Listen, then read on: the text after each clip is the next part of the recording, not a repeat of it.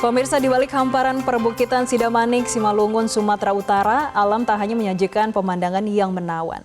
Kekayaan hayati dan warisan budaya menjadi sumber kehidupan yang terus diolah masyarakat menjadi produk bernilai tambah. Dari madu hingga kain ulos, potensi lokal tumbuh menjadi penggerak ekonomi sekaligus menjaga identitas daerah.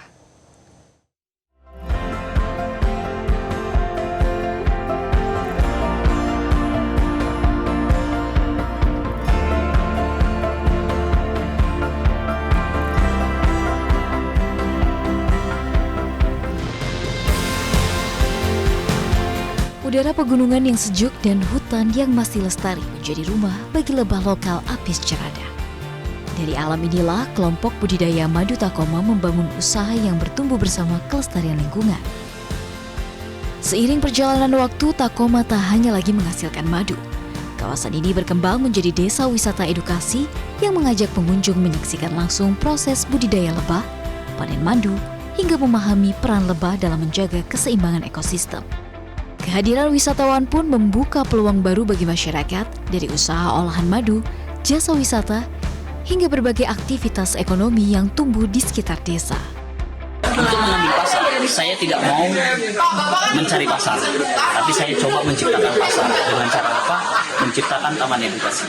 Jadi ini salah satu pasar yang kami ciptakan di taman edukasi yang dulunya orang ngomong, ngapain orang mau masuk ke jurang-jurang ke sungai-sungai. Tapi saya bilang, ini akan menjadi ikonik desa kita. Pengembangan Takoma menjadi bagian dari upaya Bank Indonesia membangun ekosistem desa wisata. Melalui pendampingan UMKM, penguatan komunitas lokal, dan pemberdayaan masyarakat, berbagai potensi daerah dihubungkan dalam satu rantai ekonomi yang saling mendukung. Bank Indonesia tidak hanya jalankan untuk yang individu-individu, tapi lebih kepada sebuah teritori, lebih kepada kelompok yang notabene itu akan memperluas lapangan kerja. Nah, dan memperluas lapangan kerja itu bukan sekedar lapangan usahanya saja, tetapi juga adalah jiwa berusaha bagi anak-anak mudanya.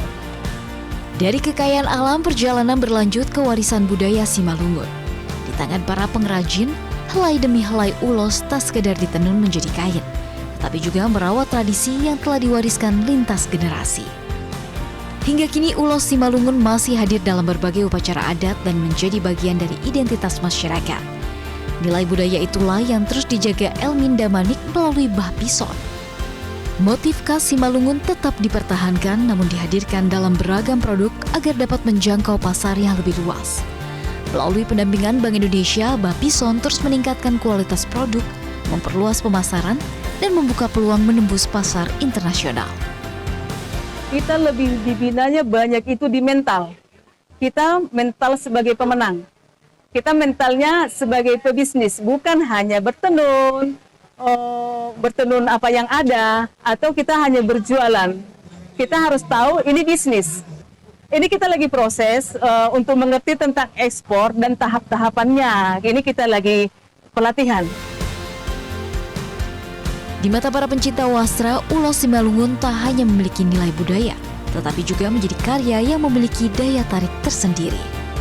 Produknya tuh bagus-bagus ya, dan juga kayaknya modelnya tuh nggak kaku. Jadi kita anak muda tuh sebenarnya bisa pakai juga untuk sehari-hari. Buat di kantor bisa, buat jalan-jalan juga bisa. Tadi juga sempat nanya, ini ternyata tuh ulosnya emang asli dari Simalungun, jadi kayak otentik lah.